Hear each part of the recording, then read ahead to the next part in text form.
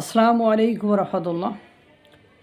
সমাবেশ বিএনপির, স্লোগান আওয়ামী লীগের, জয় বাংলা।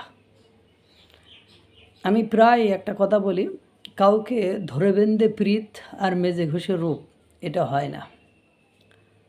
এই দীর্ঘদিন যারা জয় বাংলার পক্ষে স্লোগান দিয়ে এসেছে, তারা হয়তো বা এখন কিছু যারা বাধ্য হয়ে দিয়েছিল, এখন যেমন আমরা বিএনপির যে সমাবেশগুলো দেখছি, সেগুলোতে লোকারণ্য হয়ে যাচ্ছে, সে জনসমুদ্র হয়ে যাচ্ছে।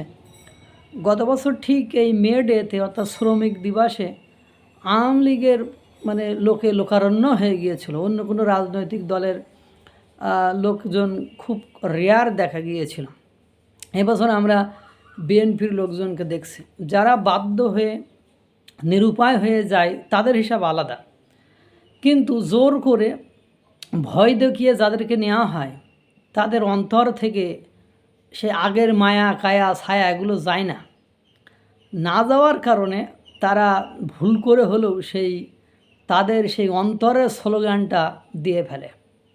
যেমন আমরা দেখেছি এর আগে যতগুলো আজকের এই সমাবেশের মতো সমাবেশ হয়েছে, সর্বত্রই জয় বাংলার লোকেরা যারা সেখানে অংশগ্রহণ করেছে, তারা জয় বাংলা স্লোগান দিয়ে বসেছে। এই জন্য জোর করে ভয় বিটিয়ে দেখে কাউকে দলে টেনে লাভ নেই। ও দিন শেষে যেয়ে দেখবেন ও ভোটটা ঠিকই তার জায়গা মতো মেরে দিয়ে আসছে। গুনতিতে দেখবেন কত লোক রে ভাই, কত লোক, কিন্তু ভোটে গুনার সময় দেখবেন যে আমার ভোট কই। আমাদের অঞ্চলের এক ইউপি সদস্য, অর্থাৎ মেম্বার পদপ্রার্থী, সে তার দলের 75% লোক মনে করেন তার দলের সমর্থক। গুনতিতে তারা সংগঠন করে বেড়ায়, 75% লোক তার দলের সংগঠনের লোক। তারা খুব কনফিডেন্ট, 50% লোক ভোট দিলেও পাস, 75% মানে সে তো ঢের, অনেক বেশি।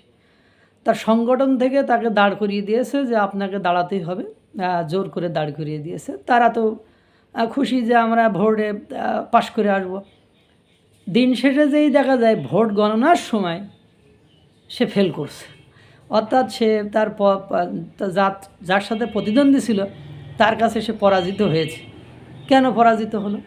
আবার তারা বলছে না, ভোটের মাঠে কোনো কারচুপি হয়নি, আমাদের দলের বা সংগঠনের লোকেরাই আমাদের সাথে বেইমানি করেছে, তারাই আমাদেরকে ভোট দেয় না।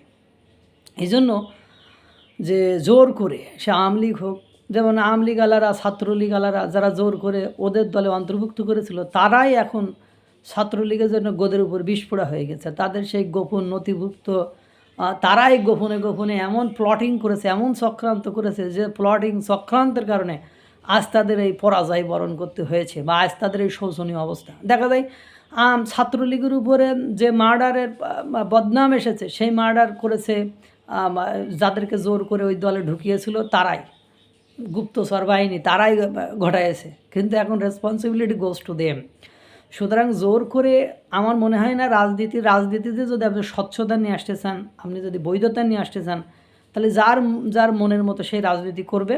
জোর করে জয় বাংলার লোক অন্য দলে নিয়ে গেলাম, জয় বাংলার লোক সব জায়গায় এখন দেখা যাচ্ছে, বিএনপি, জামাত, এনসিপি, মানে সব এই তিনটা দলের মধ্যে যা লোকজন আছে, সব জায়গায় যেই দেখবেন জয় বাংলার লোক দেখা যাচ্ছে। তাই জয় বাংলা, জয় বঙ্গবন্ধু শেষ করতে যে প্রত্যেকটা সমাবেশে এরকম জয় বাংলা স্লোগান দিলে তো মানুষ বুঝবে যে বাহ, যে এত লোকজন, এত ভয়, এত ত্রাসের মধ্যেও জয় বাংলা স্লোগান দেয়, মানে জয় বাংলা নিঃশেষ হওয়ার নয়।